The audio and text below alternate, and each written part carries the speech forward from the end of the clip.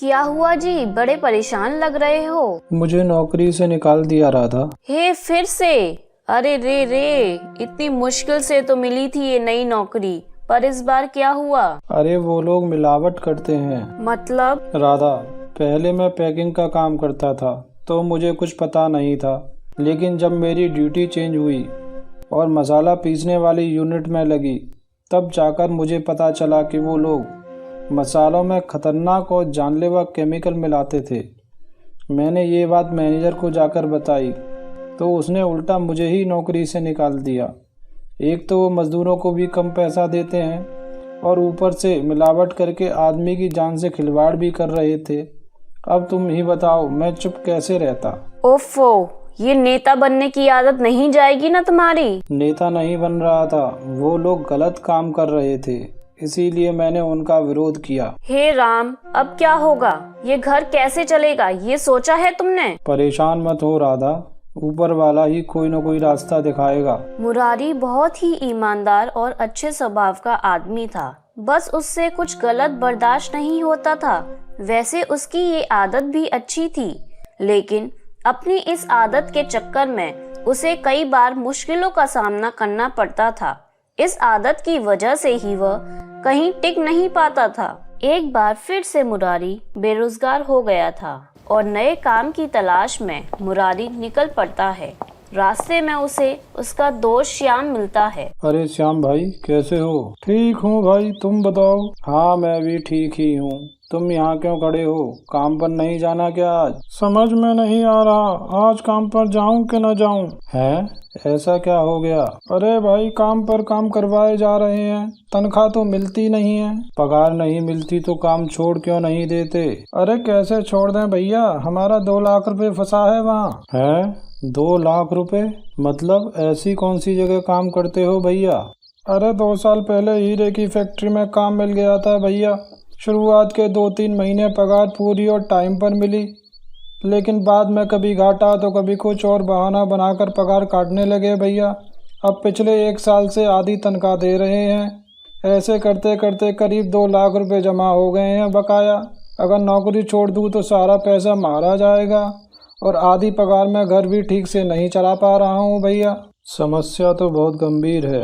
अच्छा, एक बात बताओ, मेरी नौकरी लगवा सकते हो क्या वहाँ? अरे पागल हो गए हो क्या भैया? अभी पूरी रामकथा सुनाई ना मैंने। हीरा फैक्ट्री का जो मालिक है वो बहुत ही खड़ूस और कंजूस है भैया, फिर भी काम करना चाहते हो तुम वहाँ? अरे भैया, कुछ नहीं से तो कुछ ही बेहतर। वो मसाले वाली फैक्ट्री छोड़ दी मैंने भैया। अरे पर क्यों भैया? रास्ते में तुम्हें सब बताता हूँ, पहले ये बताओ तुम काम दिलवा सकते हो या नहीं?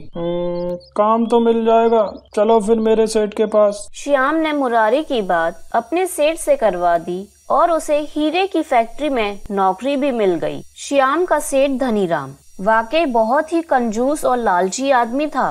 दरअसल उस फैक्ट्री में बड़े हीरों को काटकर और तराशकर उनसे छोटे छोटे हीरे बनाए जाते थे और इस काम से सेठ धनीराम को करोड़ों का मुनाफा होता था। लेकिन इसके बावजूद वो अपने मजदूरों और कारीगरों से बहुत ही बुरा बर्ताव करता था और उन्हें उनकी मेहनत का पैसा भी नहीं देता था। लेकिन ये सब जानने के बाद भी मुरारी सेठ की फैक्ट्री में काम कर रहा था। अरे ओ राधा, मेरा खाने का डिब्बा कहाँ है? पहले ही दिन देरी से भेजोगी क्या? ये लो खाने का डब्बा, और सुनो, भगवान की कृपा से तुम्हें ये नौकरी मिली है।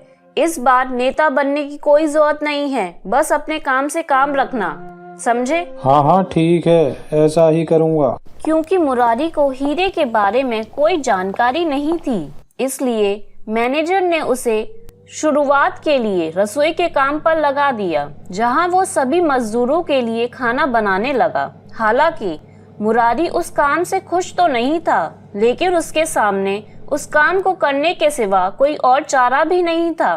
फिर उसी शाम छुट्टी के वक्त, और मुरारी भैया, कैसा रहा काम का पहला दिन? अरे यार, मुझे तो खाने के काम में लगा दिया है। मुझे तो लगा था कि मुझे भी हीरे देखने और तराशने का काम मिलेगा। चिंता मत करो, मुझे भी पहले रसोई में ही लगाया गया था, 2-3 महीने बाद जब तुम पर भरोसा हो जाएगा उन्हें, जब तुम्हें हीरे के दर्शन कराएंगे भैया। हाँ। ऐसे कई दिन बीत गए। मुरारी रोज फैक्ट्री जाता और सभी मजदूरों के लिए खाना बनाता। एक दिन जब मुरारी रसोई में खाना बना रहा था, तभी उसे वहाँ किसी की चिल्लाने की आवाज आई। वो फैक्ट्री का मालिक सेठ धनीराम, जो मजदूरों पर चिल्ला रहा था। तुम सबके सब मक्कार हो, एक से बढ़कर एक कामचोरों की फौज खड़ी है मेरे सामने। अभी तक ये ऑर्डर पूरा क्यों नहीं हुआ, बताओ जरा। नालायकों ने मेरा बीपी बढ़ा दिया है। पानी लेके आ मेरे लिए। मुरारी फौरन पानी का ग्लास लेकर सेठ की तरफ गया। तू कौन है वे?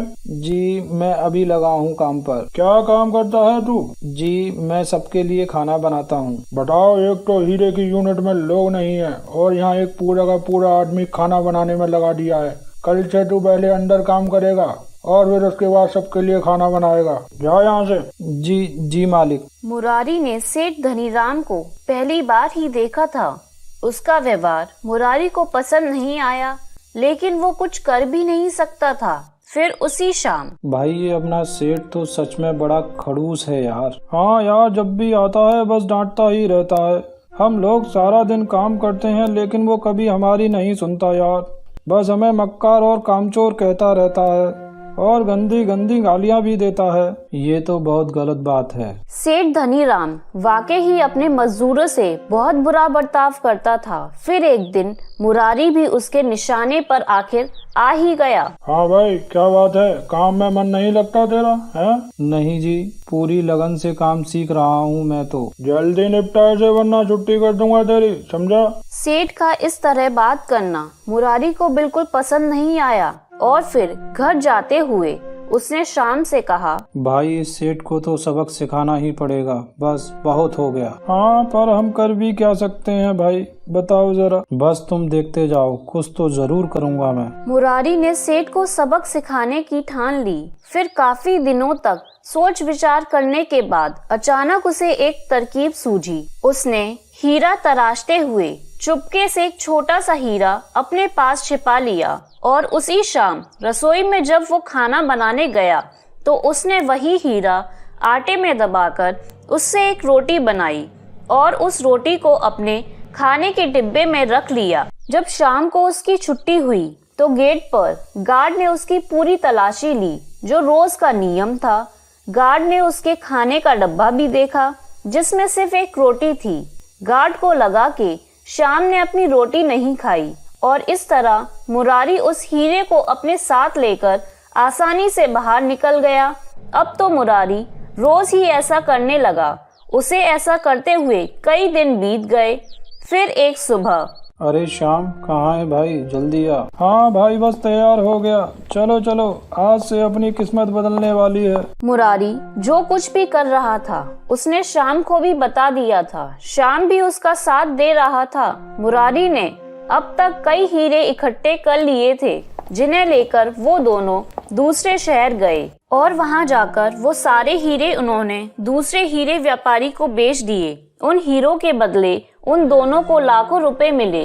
दोनों दोस्त सारे पैसे लेकर वापस आए और अपने गांव के पास ही खुद की एक मसाला फैक्ट्री खोली। जब फैक्ट्री बनकर तैयार हो गई तब मुरारी ने उन सभी मजदूरों को बुलाया जो सेठ धनीराम से दुखी थे। ये फैक्ट्री बस आपकी ही है, बस दिल लगाकर काम करिए, सही टाइम पर पगार और पूरा सम्मान भी मिलेगा यहाँ। धनीराम समझ नहीं पाया कि उसके साथ आखिर क्या हो रहा है। उसके सारे मजदूर अपने बकाया पैसे की परवाह ना करते हुए उसके यहाँ से काम छोड़कर चले गए और क्यों उसकी फैक्ट्री मुनाफे की वजह घाटे में चली गई। मुरारी ने ठीक किया या गलत, इसका फैसला थोड़ा मुश्किल है, लेकिन इतना तो तय है कि अमीर हो जाने के बावजूद अब वो अपने सभी मजदूरों के लिए जो भी कर रहा था वो हर मायने में तारीफ के काबिल था। आप हमें कमेंट करके बताएं, क्या मुरारी ने सेठ धनीराम के साथ जो भी किया वो सही था या गलत।